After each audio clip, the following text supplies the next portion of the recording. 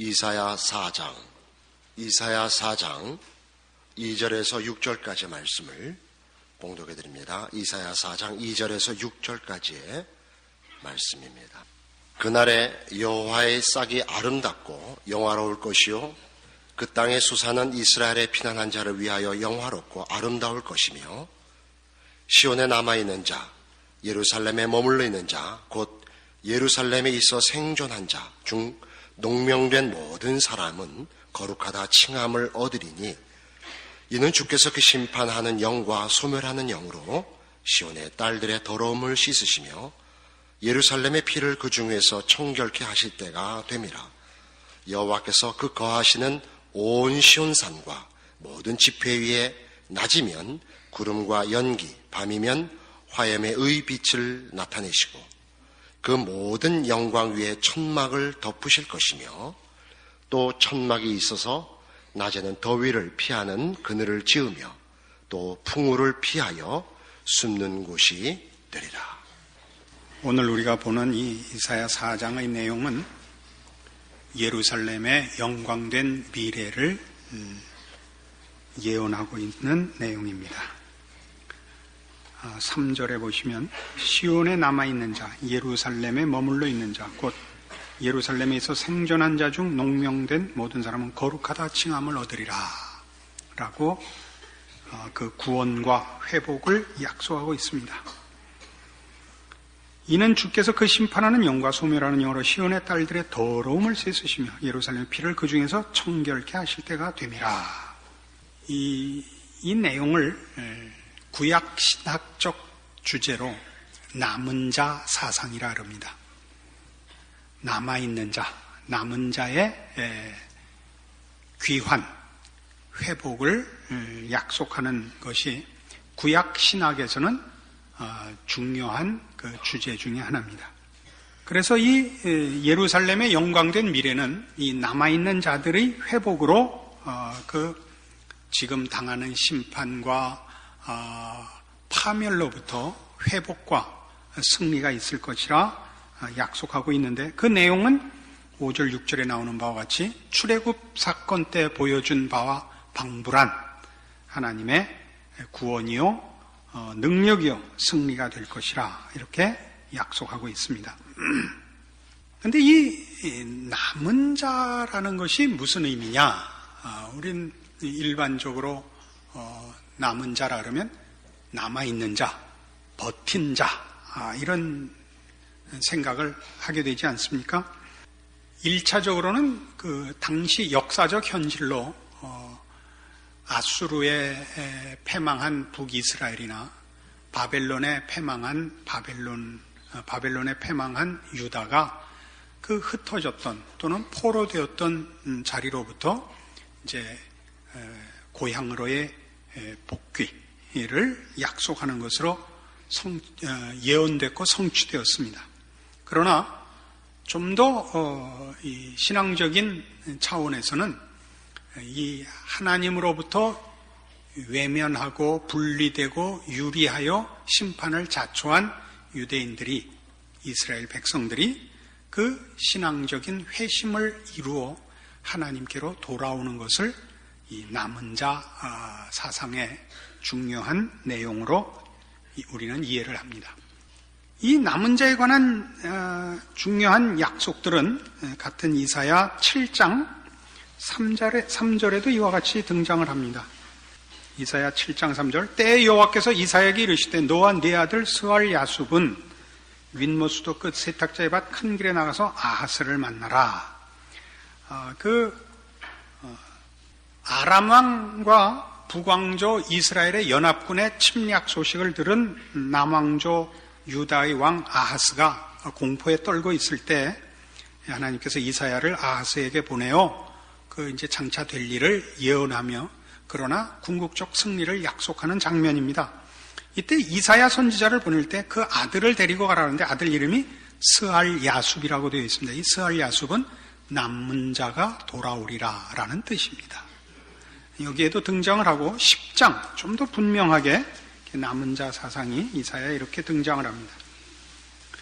10장 20절 그날에 이스라엘의 남은 자와 야곱 족속의 피난한 자들이 다시는 자기를 친 자를 의뢰치 아니하고 이스라엘의 거룩하신 자 여호와를 진실이 의뢰하리니 남은 자 곧 야곱의 남은 자가 능하신 하나님께로 돌아올 것이라.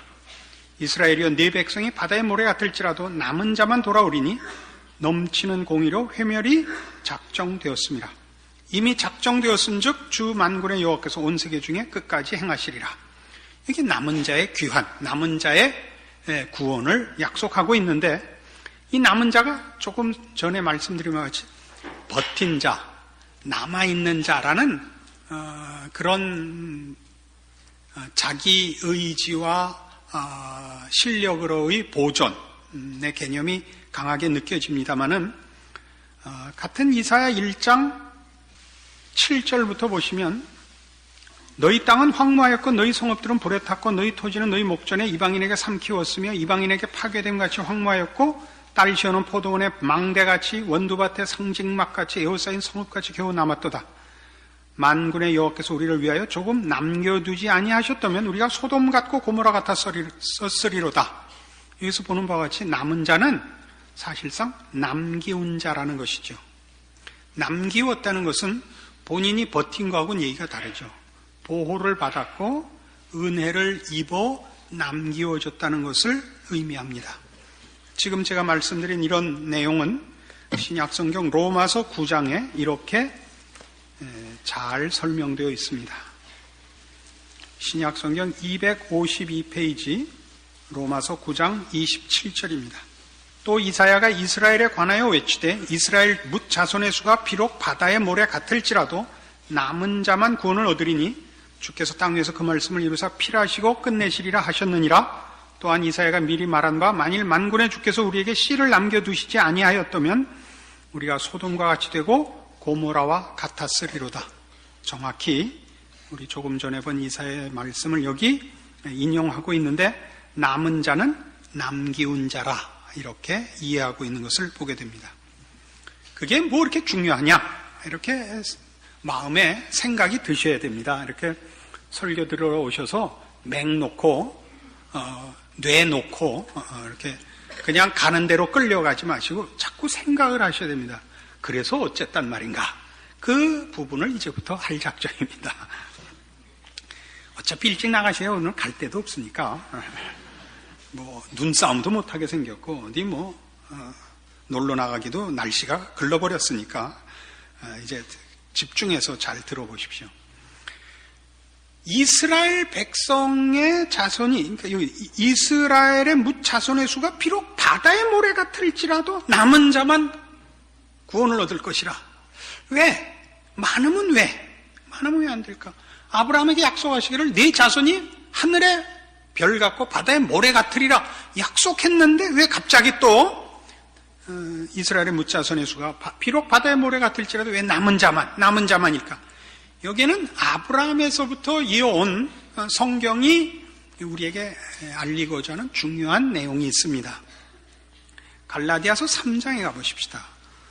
로마서, 고린도 전후서, 다음이 갈라디아서입니다. 갈라디아서 3장, 신약성경 305페이지입니다.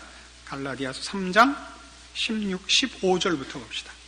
형제들아, 사람은 예대로 말하노니 사람의 언약이라도 정한 후에는 아무나 패하거나 더하거나 하지 못하느니라. 이 약속들은 아브라함과 그 자손에게 말씀하신 것인데 여럿을 가리켜 그 자손들이라 하지 아니하시고 오직 하나를 가리켜 네 자손이라 하셨으니 곧 그리스도라.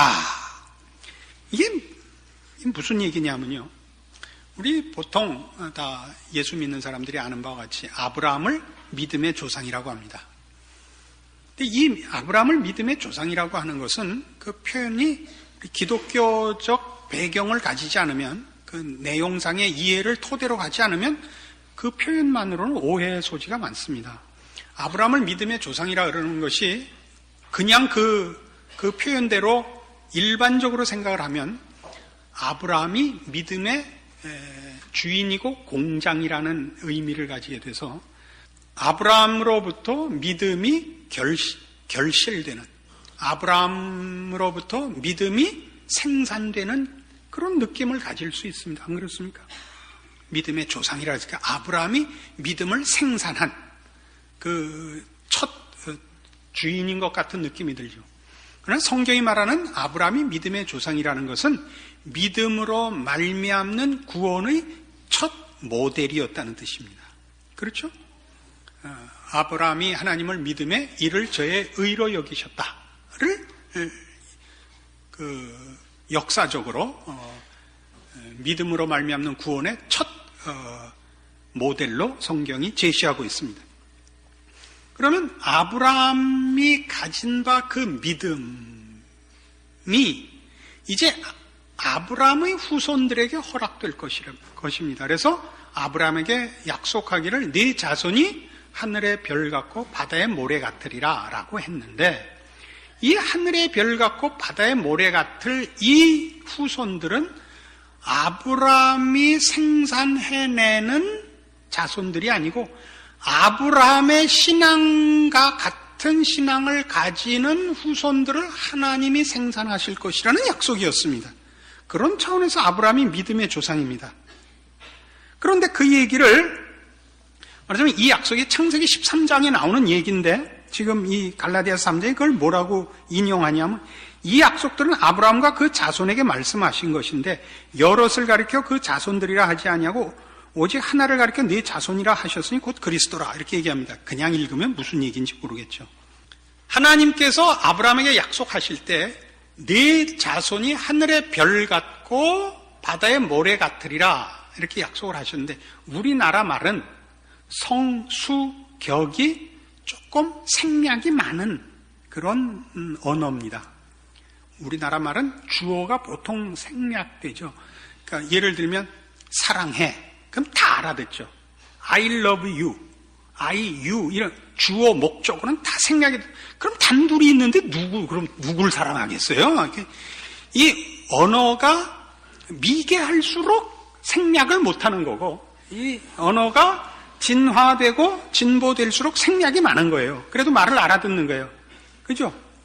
그래서 우린 보통 주어가 생략이 되고, 시제도 이렇게 분명하게 표현 안 해도 다 알고, 복수 단수는 더더욱 그래요. 우리 마누라, 그럼 공동으로 마누라를 하나 쓰는 게 아니고, 내 마누라인데 너희 모두가 내 마누라인 줄 아는 우리 마누라. 우리예요. 그 속에 그러니까 굉장히 많은 내용이 들어가는 거죠. 내 마누라지만 너희가 내 마누라인 줄 공인하는 이런 법적, 사회적 약속과 위치까지 다 한꺼번에 묶은 거죠. 그러니까 이제 그런데 이 히브리어는 그렇지 않아요. 히브리어는 성수격이 분명해요. 그러니까 뒤가 복수를 내면 네 자손들이 하늘의 별 같고 바다의 모래 같으리라 그래야 맞는데, 단수를 썼단 말이에요. 네 자손이 라고 단수로 써놓고는 뒤는 복수란 말이에요. 하늘의 별 같고 바다의 모래 같으리라. 왜 그러셨느냐? 아브라함이 생산해내는 믿음의 자손들이 이렇게 많을 것이다가 아니라 아브라함의 후손으로 오실 예수 그리스도가 생산할 후손이, 어떤 후손? 네가 가진 믿음과 같은 믿음을 가질 후손들이 이렇게 많을 것이다 해서 아브라함의 후손, 아브라함의 자손이 주인인 거예요. 이 후손의 그리스도라 이겁니다. 아이고 어렵죠. 신앙도 머리 많이 쓰셔야 됩니다. 고민 많이 하시고 그냥 엄벙덤벙 좋은 신앙 가지시려고 그러면 안 됩니다. 그래서 이것은 누구를 통해서 그래서 확인이 되느냐 하면, 아브라함에게 자손이 많지만 누구의 자손만이 아브라함의 자손으로 인정을 받느냐 하면 이삭을 통한 자식만이 아브라함의 후손으로 인정이 되고, 이스마엘은 물론 아브라함의 자식입니다마는 여러분 지금 아시다시피 저쪽 아랍권은 다 그 이스마엘의 후손인 것입니다. 그걸로 상징이 됐죠. 아브라함의 후손이, 아브라함이 난 아들이 이스마엘도 있고 이삭도 있지만 이스마엘은 아니고 이삭인 것 같이 예수 그리스도로 말미암는 자만이 아브라함이 가진 바 믿음의 반열에 설 것이라. 그러니까 같은 갈라디아서 3장 6절에 와보세요.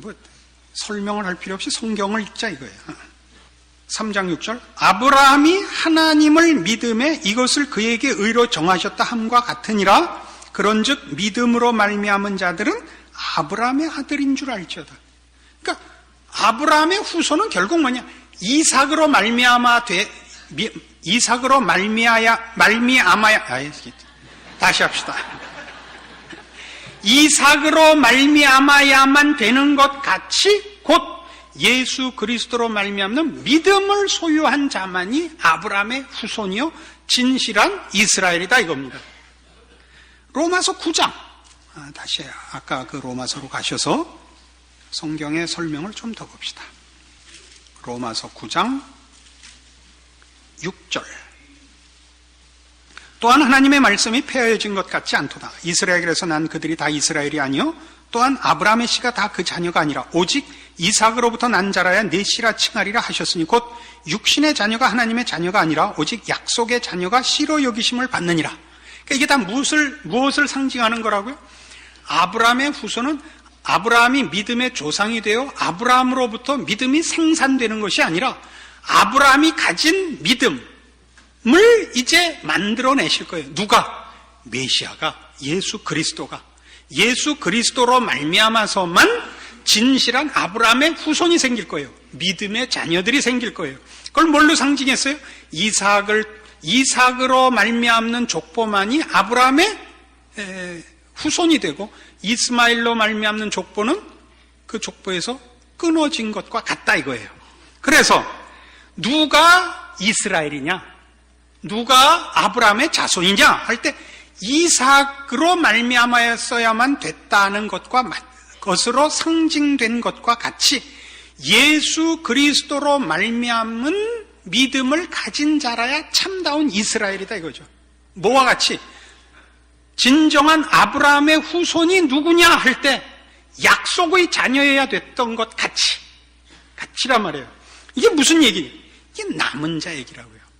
이스라엘이라는 국가가 마치 아브라함과 같이 아브라함을 부르신 하나님이 아브라함의 믿음과 같은 믿음을 예수 그리스도로 말미암아 만들어내사 그 후손을 하늘의 별 같고 바다의 모래같이 하는 것, 만드시는 것 같이 이스라엘이라고 전부 이스라엘이 아니라 그 이스라엘은 하나님께서 부르신 백성으로서의 진정한 신분과 기준과 가치가 예수 그리스도로 말미암는 믿음과 하나님의 백성으로의 재창조로 말미암지 않고는 진정한 이스라엘이 될 수 없다 이거죠. 이걸 남은 자 사상이라는 거예요. 남기운 자. 이스라엘을 다른 나라와 구별하여 부르셨듯이 거기서 한번 상징이 이루어졌죠. 그러나 그 상징을 더 분명히 하나님의 부르심은 그냥 불러내는 것이 아니라 남기운 자들로 불리운다. 남기운 자란 건 하나님의 은혜와 보호로 새롭게 만든 자만이 진정한 이스라엘이다 이거죠. 여기에 남은 자 사상의 그 중요한 내용이 있습니다. 이런 것들이 왜 필요하냐?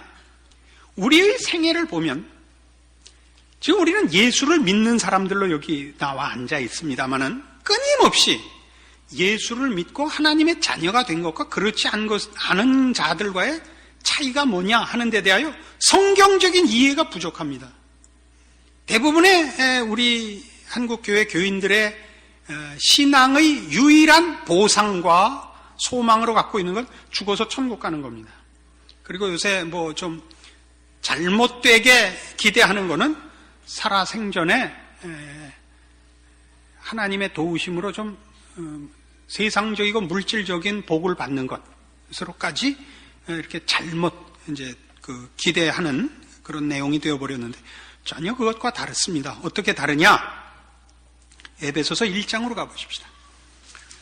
신약성경 310페이지 에베소서 1장 3절입니다.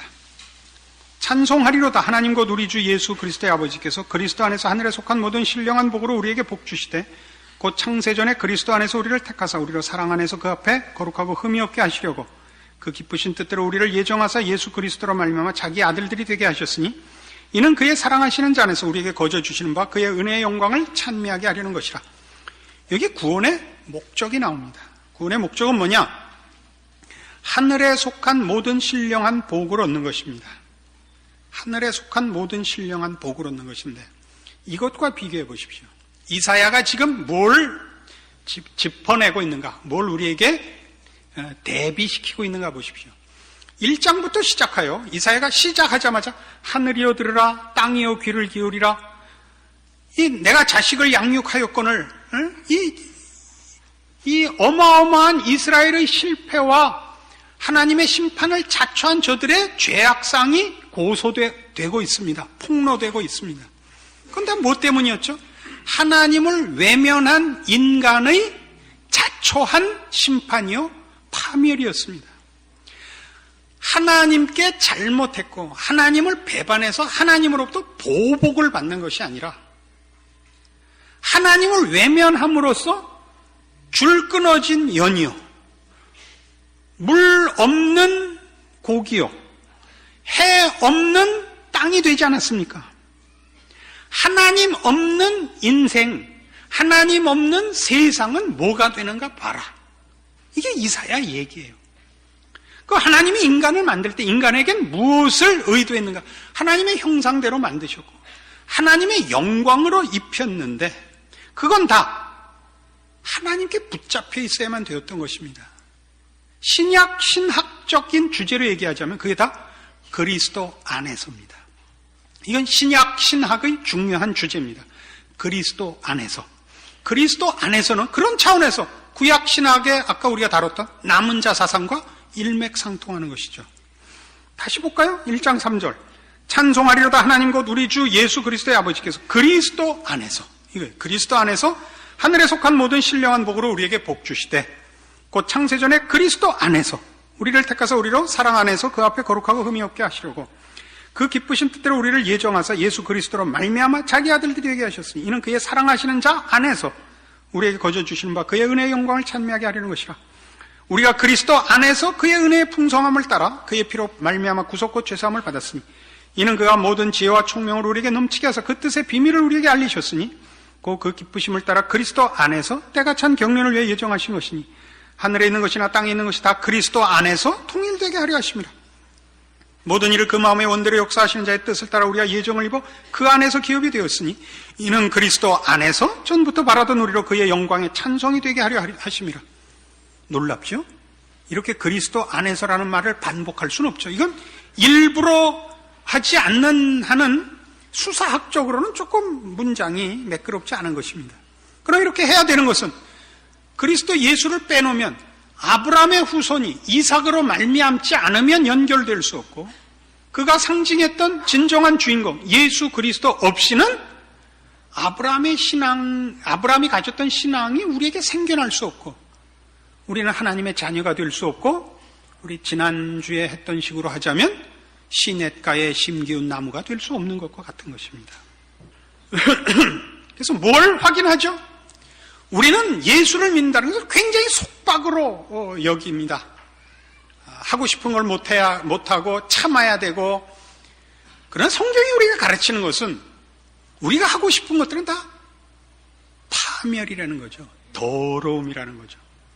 그러니까 신약 서신서들이 우리에게 가르치는 건 뭐냐면 우리 보고 더러움, 비열함, 누추함, 무지, 어두움에서 돌아서라는 것입니다. 그 돌아서는 방법이 뭐죠? 하나님께 우리의 뿌리를 박아야 되는 것입니다. 그로부터만 모든 복된 것이 옵니다. 그러니까 하나님께서 우리를 뭘로 목표를 하고 있는가 보십시오. 12절에 있는 바와 같이 이는 그리스도 안에서 전부터 바라던 우리로 그의 영광의 찬송이 되게 하려 합니다. 하나님의 영광의 찬송. 하나님이 우리에게 허락한 것은 무엇과도 비교할 수 없는 고급한 것입니다. 우리 3절 식으로 얘기를 하자면 그리스도 안에서 하늘에 속한 모든 신령한 복으로 우리에게 복 주신 겁니다. 신령한 복. 여러분, 그 신령한 복이 무슨 기도 잘하고 신앙적으로 이렇게 신앙윤리적으로 이렇게 깨끗하고 이런 정도가 아닙니다. 인간의 진정한 고급한 자리에 가는 것입니다. 인간의 참된 행복, 자랑이 어디 있습니까? 참다운 인간상을 찾는 것이죠. 쓸모있고 무슨 위대하고 이전에 인간이 인간의 값을 해야죠. 짐승과 다르며 기계와 다르며 일반 사물과 달라야죠. 하나님의 형상으로 지음을 받았고 하나님의 영으로 허락을 받았으며 그의 충만하신 것으로 충만하도록 목적된 존재인 것입니다. 하나님께서 우리를 구원하시기 위하여 그의 아들을 보내셨습니다. 수리공을 보낸 게 아닙니다. 우리를 구원하기 위해 하나님께서 지팡이로 우리를 인도하신 것이 아니라 친히 그 손으로 그의 모든 능력과 의지를 동원하여 우리를 구원하시는 것입니다. 왜요? 구원이란 죄와 사망에서 꺼내는 정도가 아니라 의와 진리와 거룩과 영광의 충만이기 때문입니다. 이것이 기독교 신앙의 목표요 자랑입니다. 이 기쁨이 있어야 됩니다.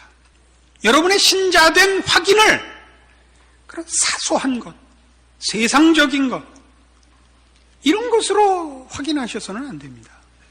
그러니까 따지고 보면 한국 교회는 좀 표현이 거창합니다만 신자다운 신자가 그렇게 매듭습니다. 신앙이 좀 있다 하는 것은 그저 죄 안 짓는 정도요. 시간을 다 바쳐 종교적인 어떤 행사를 하는 정도로 여기는 것은 우리가 성경이 하는 신자된 존재의 복과 하나님의 목표에 대하여 무지한 탓입니다. 여러분 살면서 저 사람 참 멋있다 이런 사람 본 기억이 있으십니까? 저 말고요. 저야 뭐 누구나 그렇다고 그러실 테니까. 참 보기 드뭅니다. 그러니까 인간은 하나도 안 변하고 신앙이라는 무슨 부정만 갖고 있지 그 사람이 변해 있는 걸 못 본다고요. 맞아요. 양식은 많이 갖고 있고 약은 많이 갖고 있는데 먹질 않은 것 같아요. 그걸 먹고 변한, 그걸 먹고 충만해진 모습을 보기는 너무나 어렵습니다. 왜요? 무지한 탓입니다. 오늘 이사야가 노래하는 건 이겁니다. 하나님께서 예루살렘을 영광스럽게 회복시키시리라. 다 우리가 예루살렘입니다. 우리가 하나님의 전이요, 예수 그리스도로 말미암아 구원을 얻은 하나님의 백성이요, 하나님의 모든 기쁨과 충만의 대상입니다. 여러분의 신앙을 이것으로 확인하시고 이것으로 여러분을 격려하셔야 됩니다. 세상이 주는 영적인 가치가 없는 것들로 여러분의 만족을 삼거나 소원을 삼지 마십시오. 진정한 신자의 행복과 승리와 자랑으로 나아가시기를 바랍니다. 기도하십시다. 하나님 아버지 은혜를 감사합니다. 하나님의 자녀로 부르셨고 하나님의 자녀의 그 복된 것들과 영광들로 약속하셨습니다. 하늘에 속한 신령한 것으로 복 주시며 우리 하나님의 충만하신 것으로 채우려 하시며 하나님의 영광의 찬송이 되도록 우리를 부르셨습니다. 이 기쁨과 이 약속을 누리는 우리가 되게 하셔서 우리가 현실을 살되 하나님의 자녀로 사는 승리와 기쁨과 영광을 누리게 하시옵소서. 지금은 우리 주 예수 그리스도의 은혜와 하나님 아버지의 극진하신 사랑과 성령님의 교통하심이 하늘 아버지의 자녀라는 이름이 갖는 영광과 그 자랑스러운 소망과 그 승리와 힘을 우리의 현실에 실천하리라, 지켜내리라 약속하고 돌아가는 심령들 위해 영원토록 함께 있을지어다. 아멘.